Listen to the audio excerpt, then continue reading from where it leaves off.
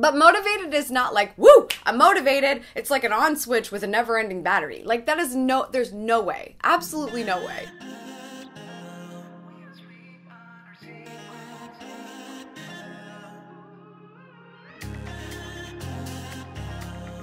What's up, socials? Welcome back to AmyTV. Today we're doing a little Q&A, questions and Amy, just because I wanted to check in with you and see what's on your mind. So I went to my YouTube community tab and to my Instagram and I asked you to send me questions, and so let's not wait any longer. Unless, however, you have not subscribed to this YouTube channel, in which case we need you to do that right now, because you will not get notifications about my videos if you are not subscribed. And it also helps if you hit that little bell next to the subscribe button. It's a notification bell, if no one's told you that yet. And YouTube will let you know when I publish a new video, if they feel like it. I really kind of want to do these like rapid fire so that I can get as many questions in as possible. So we'll see how that goes. No guarantees. First question is from Doro on Instagram, and he wanted to know what is the best piece of advice that anyone has ever given you, and who was it? Excellent question. So when I first went out on my own, when I was just making YouTube videos and launching my business in 2011, I went to a little, I don't even know what to call it. It was just sort of a networking event in DC, and I was working with one of my clients there. And I remember specifically this conversation so vividly with this girl that was sort of, we had a vendor table and they were at a vendor table next to us. Very low key. It was literally like we just had tables and like business cards out and stuff. But I was talking to this girl, I was introducing myself to her, and I told her I had just started my business. And she was, I think, a graphic designer and had been in business for probably like a year or two. And she got so excited. Like, I always get taken aback when people are excited when I tell them something about myself, like that they actually are excited in that moment. She was excited for me in that moment. She was like, "You just started your business?" And I was like, "Yes." Like, I mean, I was doing it as a side hustle, but I just left my job. Like, yeah, that's what happened. And she was like, "Congratulations. I want you to hear from me right now." She said, "Do not let anyone tell you when it is okay to sleep. You just sleep when you can and do everything you got to do." And I just thought, that's interesting, because I like to sleep during normal person hours. I think that's the best piece of advice I've gotten pretty much ever, because it actually resonates so much with everything that I talk about here, everything I feel in my life, the way I coordinate everything. Sleep is so important, but what we do to go after the life that we want is also very important, and there needs to be a balance of all of those things. And you can't be great unless you actually get a good amount of sleep. So anyway, long story short, I just thought it was such a good piece of advice, because it means, you know, if everyone else is going out and having fun, but you're going to bed early because you know it's better for you to wake up early the next day, then do you. If you have to work throughout the night to get something done because it's a deadline and you're going to sleep during the day the next day so that you can recoup, do you. And I think that there's a lot of other examples I could give, but that's sort of a great piece of advice that I got. If you're doing this, no one is going to give you permission when it's time to take a break or when it's time to work hard, and everyone's just going to assume you're going to do you and get it done. But if you don't actually do that and you look for everyone else to give you permission, or you look for everyone else to tell you what you should be doing in that moment, like, we're going to happy hour, you should be going to happy hour. Should you? Do you have something else you need to do first? And when are you making time for fun things when you could be working like everyone else, or when you are guilting yourself into working because it never stops? You know, just don't let anyone tell you when it's okay to sleep. Just like you wouldn't let anyone tell you all those other things. When it's time to have fun, when it's time to work, you know what you have to do, so do it. Melly just said, in general, not being intimidated. She's getting ready to think about grad school and things like that, and as a first-generation Latina, she's excited but a little bit scared. I love that you just put yourself out there in this comment, in this DM, because this is so normal. My advice would be that anytime you feel a little bit intimidated or a little bit scared, and you're not saying, a big part of you is not saying, this is a terrible idea. A big part of you is intimidated and scared, but is also thinking, this would be really amazing. You need to lean into that fear. Every time I actually get like anxious or, not anxious, anxious isn't the right word, but like scared or unsure of myself, Like, I don't know I could do it, but it'd be really cool if I could. That's how I know I want to work super hard at leaning into it and actually try to do the thing. And that may sound easier said than done, because it is. Most people don't lean into fear. They completely avoid it and they just assume I could never do that. And I challenge you to go after whatever this program is that you want to do. If you think it's right for you, please, please make every attempt you can to do the best you can to do it. And even if you're the first, amazing. Oh my God, that's so amazing. Just think of everyone before you that's going to be so, so proud of you. But more than anything, think of yourself, being proud of yourself to be able to do that. Whether you're the first or the last, it doesn't even matter. It is so cool. But Melly, also I want to say that you are not the only one, okay? There are going to be so many people in your class that are intimidated or scared. There's going to be so many people that are like, how the heck did I end up here? Why am I doing this? They might not even be doing it for the right reasons, but they're just there. And so they probably don't even take it as seriously. And you're going to be there for the right reasons, and you're going to be scared. Just completely different wavelength. Everyone's doing their own thing. Everyone's on their own journey. Just do it and look around you, because they might look cool.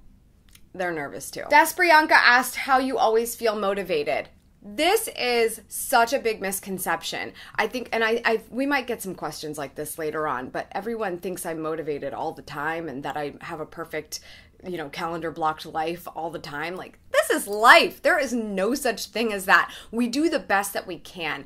And how do you stay motivated? You have to keep your eye on the ball. And so you're going to have times where it's low and you're going to have times where it's super high. And your motivation is going to go in waves. But that's okay. You just have to understand, if you don't have the end goal in mind, if you don't have the process in mind, the things you're excited to do along the way. Sure, maybe there's some big thing that you want to have accomplished at some point, but think about everything that's going to happen in between that's going to make it even more amazing once you do. And you should enjoy that as well.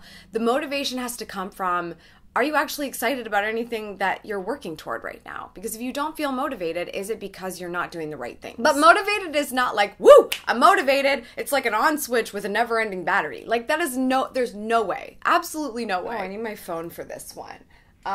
Tansy asked on Instagram some good productivity podcasts. So I do listen to a bunch of podcasts, I have to say. It's just so great to be able to multitask, and I'm sure that that's why you're asking. So let me share some that I am listening to. First, I will give a shameless plug to my husband and the team at Aftermark. They have a great podcast. It's podcast and videocast. It's called Brainwork, and they've been interviewing some really interesting people out of our offices here in Columbus, which is so fun. So check that out. But that's super interesting conversation if you want to listen to people go really deep on just sort of a number of tangents of topics, depending on who the person is and how they think. But it's also tends to be longer podcasts, so it's one of those things that's really easy to have in the background. Anytime I need like a jolt of motivation, I listen to the Gary Vee audio experience, because he'll just like scream at you for anywhere between like 3 and 30 minutes. So that's amazing. I love just like Serenity Now. It's so productive for me to listen to Oprah's Super Soul Conversations. So good. Just all of them. Amazing, amazing conversations. I also like the Tim Ferriss show, but it kind of comes in waves for me on that one. I think Tim Ferriss is absolutely fantastic, but I just can't listen to some interviews as much as others. So that's one I do enjoy. The James Altucher show is similar to that. I will listen to a lot of his interviews. He's just so good at asking questions, but he also just sort of like doesn't care what people think. So it's like a really amazing combination of that. The way he asks questions is just fascinating to me. I love the Shalene show. I think she's such an anomaly, and I think she gives some really good advice. I'm just like listing all the podcasts I listen to. Hopefully they are helpful from a productivity standpoint. My latest obsession is Magic Lessons with Elizabeth Gilbert, who obviously wrote Big Magic and of course Eat, Pray, Love. Holy man, just like that podcast is super exciting for me because it gives me a lot of content ideas. I absolutely love that. And another sort of like under the radar one that I really like is The Skinny Confidential. As a matter of fact, I want to be on this podcast. Somebody should go. Will you guys go tell The Skinny Confidential I want to be on this podcast? Like, I feel like I have so much to say. Anyway, if you don't know Lauren Everts Bostic and Michael Bostic, they're hilarious. Absolutely hilarious. So, depending on your taste, maybe any of those podcasts will be right for you. P.S. I feel like I should talk about this now because people ask me this sometimes, and a lot of people know and a lot of people don't. I have had a podcast for a long time. It's called Vlog Boss Radio. And it's not really where my heart is right now. So it's kind of fallen by the wayside. Lots of really, really, really good content for anyone who's thinking about vlogging. But I really love the idea of starting another podcast. So it's not like that, more along the lines of confidence building, productivity, living your best life, just like talking to really, really smart people about, you know, what they do every day and how they get stuff done and how they continue to stay motivated and things like that. So if you have any interest in that, will you leave a comment below? Because I'm not going to do that unless you would actually listen to it. And I've actually been thinking about it for months. So I'm not just sort of saying this, I'm not just like spouting. I've been testing concepts, I've been talking to my team, and I just need to know it would actually be something you like. So I need that comment below. Okay, now over to my YouTube community tab. Paula wanted to know, and lots of people voted this up, how do you keep your energy levels up throughout the day? Super random credit I'm gonna give to not drinking coffee. Gosh, I feel like such a weird person. The fact that I've been like loving coffee for so many years, and now in the last like 3 months I've been telling you in videos like, I'm not drinking coffee, it's kind of awesome. Like, true story, it's kind of awesome. I found like I'm more free when I'm traveling. I know it's very easy to get a cup of coffee everywhere, but I feel more free if I wake up and things are not going my way like they usually would be when I'm at home and I'm just kind of on the run, gotta be somewhere, and I'm not like dying for a cup of coffee, because if I get to a certain point in the morning and I'm addicted to it, I need it. I've just been able to just like go without it. And here at home, it's been great too. I'm waking up a lot more naturally. I still need an alarm to wake up, let's be honest, but I do wake up a lot more naturally. I'm just feeling so much better not drinking coffee. And that is keeping my energy level up throughout the day, because the 3 o'clock slump doesn't happen.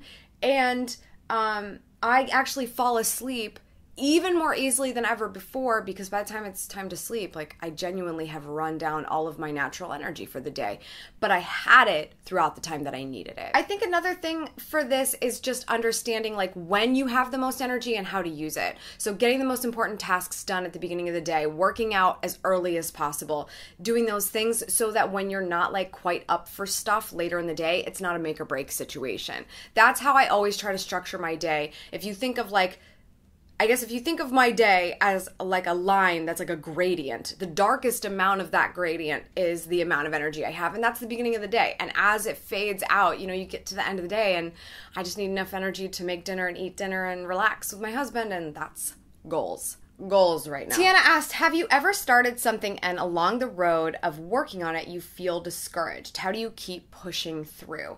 Tiana, everything in your life should be doing this to you. Like everything. Because if the stuff that you want to do were super easy, everyone would do it. So if it's discouraging you, that just means it's sort of like that speed bump or that fork in the road that's kind of making you struggle a little bit. And that's totally normal if you're actually excited about what you're doing. If you're discouraged and you realize, I'm doing this and how do we put this? Like, you know how they say sometimes you can put a ladder against a building and you climb that ladder and you're climbing it and climbing it and climbing it to get to the top, but then you find out along the way that it's the wrong building.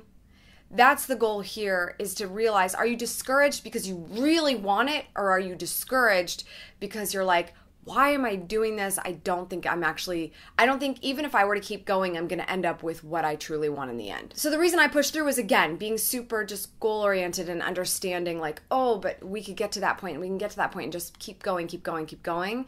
Go back in, go back in, go back in. That's going to help me a ton with not getting too discouraged to be paralyzed. You know, that's the goal of all of this. We just don't want to get to that paralyzation state.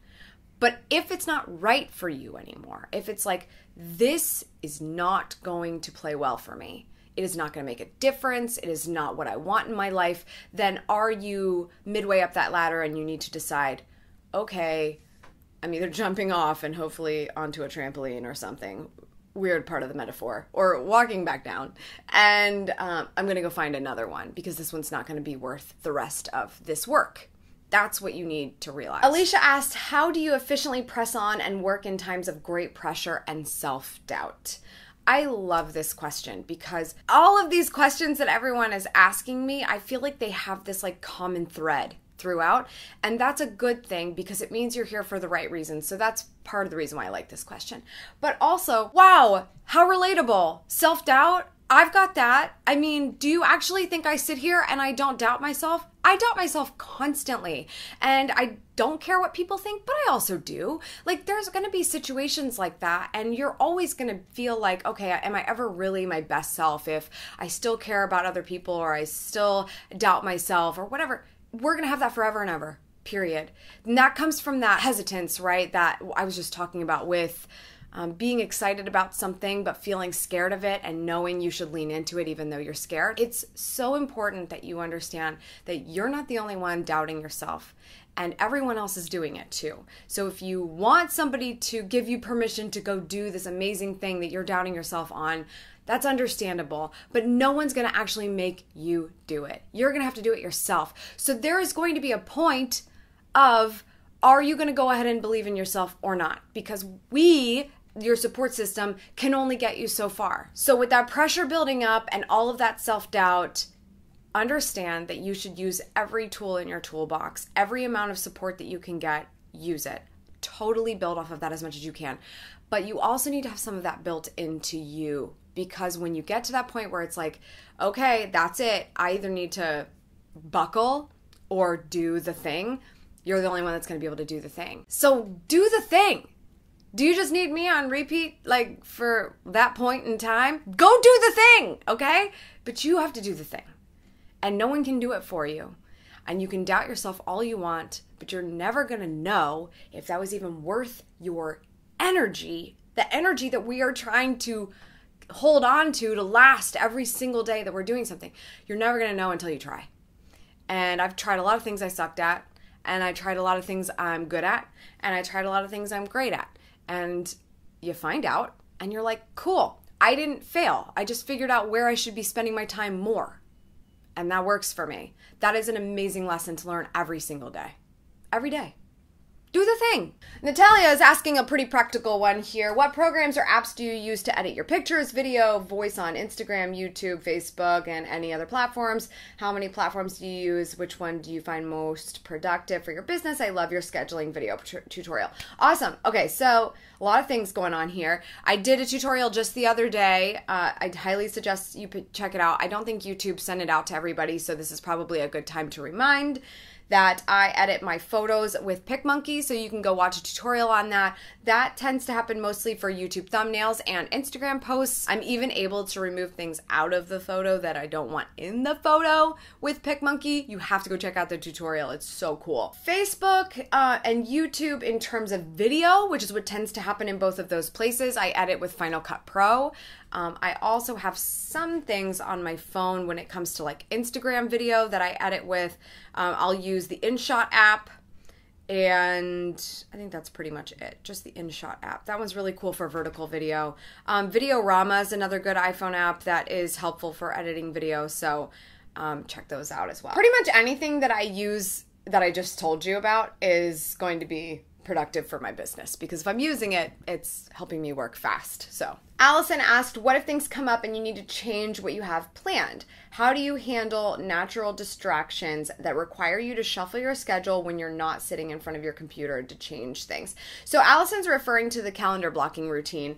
And basically what I said was, okay, if I'm not, if I'm sitting in front of my calendar, I can see the blocks of time I have available. I can make plans for those blocks of time. I can move things around as things change. And I think she's referring to the fact that if you're not sitting there and things change, then what do you do? And that's a really good question. You shouldn't be like managing your calendar every hour of the day. Like, okay, did I do that? And do I need to move it? If you're out somewhere, if you're doing something on the fly and somebody maybe doesn't show up for an appointment, let's say somebody's meeting you for coffee, doesn't show up. What are you going to do in that moment? I actually have a list of priorities for the day that I will also refer to in sort of just like a note. In the morning, I'll be like, this has to get done, this has to get done, this has to get done. And I will look on my calendar and make sure, are those things on my calendar calendar to get done today. If they are, great. If I go to an appointment and somebody bails and I'm like stuck, like, okay, well, I'm here, I have my laptop, or I don't, I have a notebook or whatever, I'll bring whatever I need to do that's a backup task, because I'm not going to waste the time I'm sitting at a desk or a table at a coffee shop if I can knock out something in 30 minutes while sitting there. This is why you confirm appointments, though, because I don't like to be in that situation that often. I would prefer to only be the case maybe the person is late and I get like 15 minutes of extra work in, but if they cancel altogether, then I didn't do a good job of following up with them. So if things change, you just sort of have to have your backup list. Like, well, what's going to happen when this person cancels? I used to talk to a lot of like fitness trainers about this because they do a lot of one-on-one training. And you know how you like text your trainer and you're like, hey girl, I ain't coming in today. Well, they don't appreciate that very much. And your body doesn't either. But let's say, you know, it happens, we go through that. They now have to come up with what are they going to do in that 1 hour of time. They're not going to be making that money from working with you, so they need to maybe work on something else. And if you don't plan on that failure to happen, then you're not going to be able to make the most of it. Having a list of, okay, is there some emails I can sort? Is there something else I can do on my phone that's effective, not scrolling Instagram, but actually worth my time? What can I do if, let's say, I find myself with an extra 20, 30 minutes? Okay, that's all the questions we have for today, mostly because my hair is driving me insane and I'm sweating a lot. You actually asked me a lot of questions. Just so you know, I also like to answer questions on my blog. I'm so excited to be sharing a new website with you guys soon. I cannot wait to show you that. But I do try to take questions I don't answer in video form and either do something on Instagram for it, or I will do a blog post on amylandino.com. So stay tuned for that. I will always update you on Instagram stories and on Twitter anytime I have a new blog post. And again, I want to hear from you about the podcast idea. Can you leave a comment below? I mean it. I need your feedback on that. So do it. That's all for today's socials. Thank you so much for tuning in. I appreciate it. As always, make sure you subscribe for good vibes, and remember to continue to go after the life that you want. Cheers.